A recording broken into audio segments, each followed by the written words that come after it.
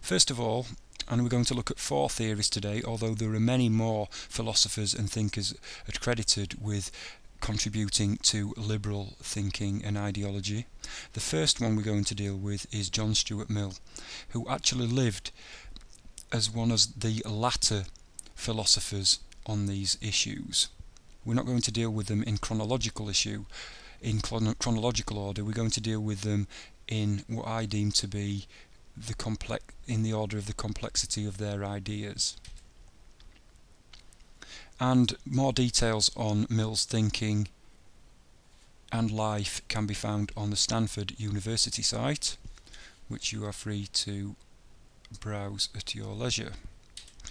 So first of all, what were Mill's thoughts and ideologies? First of all, Mill was motivated by his opposition to what he saw as mindless conformism amongst the masses. He thought people behaved quite like sheep, and he thought that people ought to think for themselves, and people should be free to think whatever thoughts they saw fit. Hence, society should be based on an idea that thought should be free.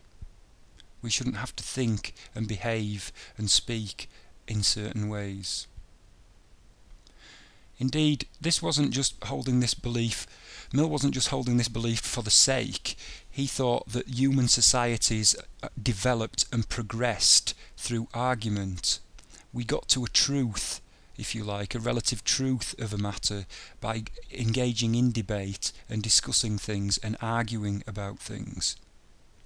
And through those arguments we reached a more coherent truth about a matter. So actually it had some use, it had some utilitarian purpose that we should actually engage in argument and debate and free thought, because as a society it enabled us to progress, and hence liberalism is often seen as a progressive ideology. It's involved with thinking about how societies and human beings develop and progress from something into something better. In order for this progression to occur, people should be free and not concerned or worried or in fear that their ideas will not be accepted in some way. How is this similar to academic debate, you might ask yourself, required in university? The next thinker we are going to look at is Adam Smith, a Scotsman who is best known for his other work, which is The Wealth of Nations. However, this text, The Theory of Moral Sentiments, preceded The Wealth of Nations.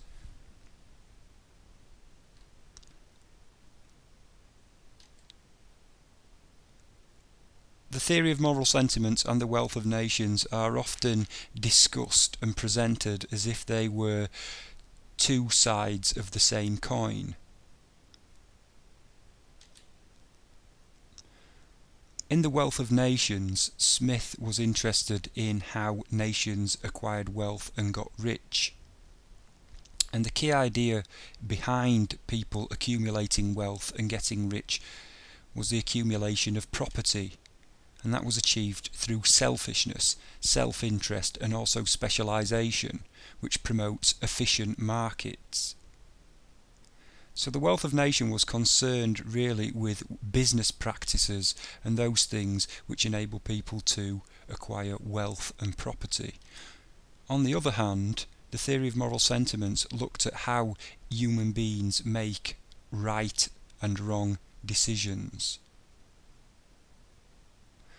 So although Smith is often accredited with laissez-faire economics, this original text of Smith did say that human beings were moral creatures that did not just submit to the will of the market, but actually had a moral conscience and obligation to do the right thing. Key ideas of Smith are that the market is guided by an invisible hand, and basically what this means is that the seller tries to get the highest price possible for a good or service, and the buyer tries to obtain that service for the cheapest price. There is a compromise somewhere in the middle, and that is the invisible hand. Smith also discusses the division of labour, which its modern equivalent is Fordism, the model of automobile manufacture proposed by Henry Ford. Rather than working people doing a variety of tasks, Fordism, based on Adam Smith's principle, discovered that much more could be produced more efficiently if people did single tasks over and over again.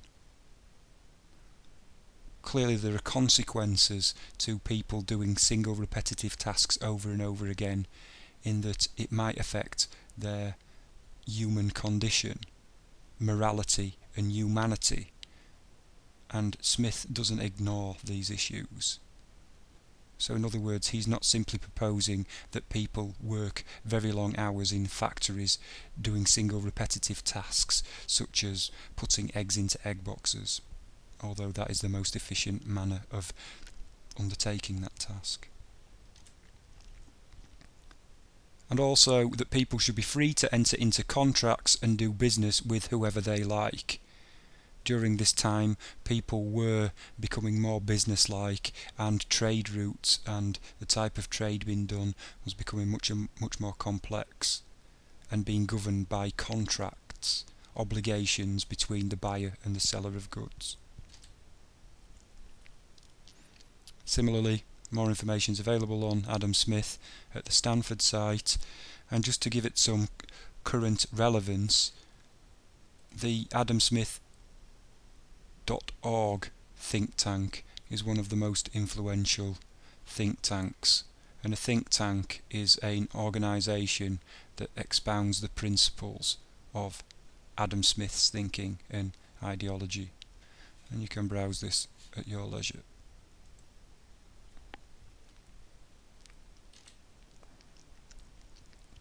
John Locke, who we discussed in last week's session, was an Englishman who is often credited with being the father of liberalism. Such was Locke's contribution to the ideology of liberalism. What was on Locke's mind? What was his ideology? One of the most influential ideas of Locke's features in education is that children are a blank slate, or tabula rasa. What this means is that children are blank, if you like, and waiting for adults to imprint or write cultural ideas, social ideas, philosophical ideas. Basically any kind of learning is transmitted from adults and culture and society onto children that are blank slates. This is a very much taken for granted ideal present in schools up to the present day, which seeks to unlock the potential of students, seeing students as being blank and having potential. And this by no means is necessarily a natural idea. Ideas at the time are that children had a certain fixed state. For example, that they were possessed by original sin. In other words, that their state of being or their nature was limited in some way. Smith was not merely an academic and a philosopher, but he was in a very close relationship with Lord Shaftesbury and the Whig Party. And the Whig Party and Whig politics were the predecessor to the Liberal Party. And the Whig Party developed as a critique and a party of criticism of the current status quo, and the Tory Party, which were supporters of the current regime. Also the idea that viewpoints are relative to the holder of that viewpoint,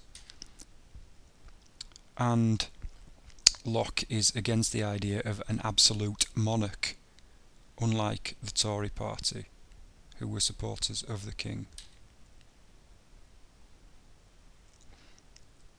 This idea of the absolute power of the monarch to do whatever he liked finds expression in the case Entick and Carrington, and the details of this case are available for you to examine on this link.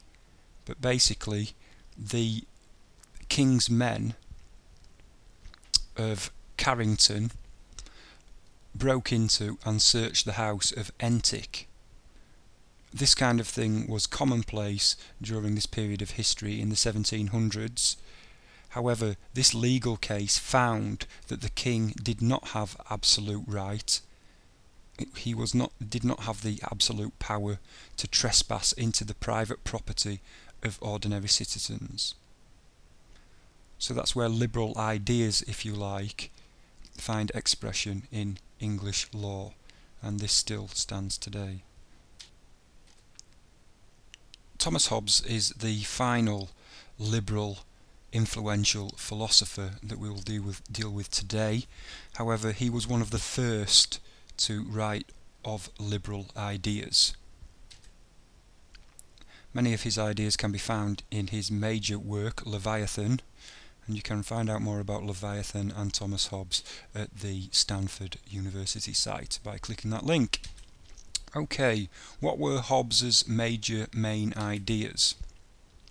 Firstly, Hobbes wrote of human nature and the original state of society. Well, that's the wrong word. The original state that human beings existed in was a war of all against all.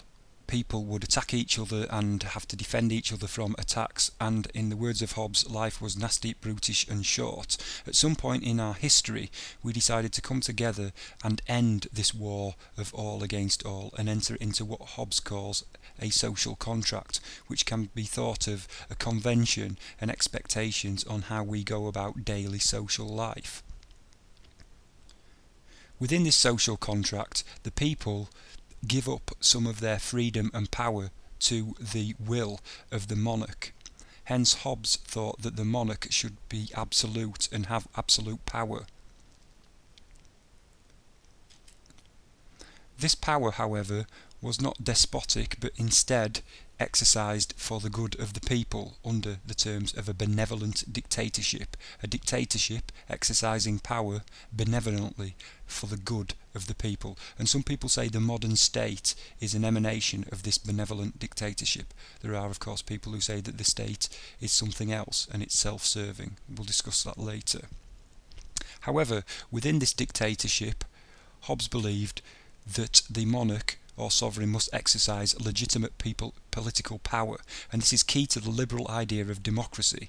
The monarch's power must be representative of the will of the majority of people.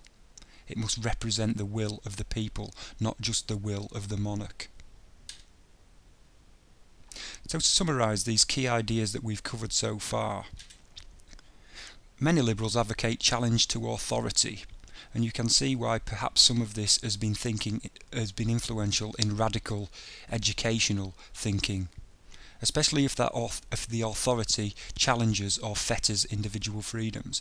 Liberal ideologies advocate freedom as being fundamental in both terms of education and the economy. That is, ideas and speech should be free, but also we should be free to enter into business with who and however we see fit. These liberal ideologies can be seen as evolving out of power struggles, out of conflicts that took place between different groups in society.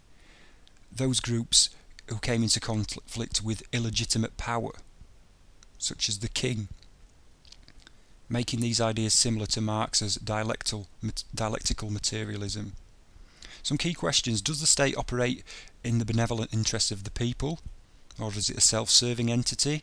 And finally, David Cameron's notion of a big society. Is it really a new idea, or is it something that can be traced back to the ideas of Hobbes and the social contract?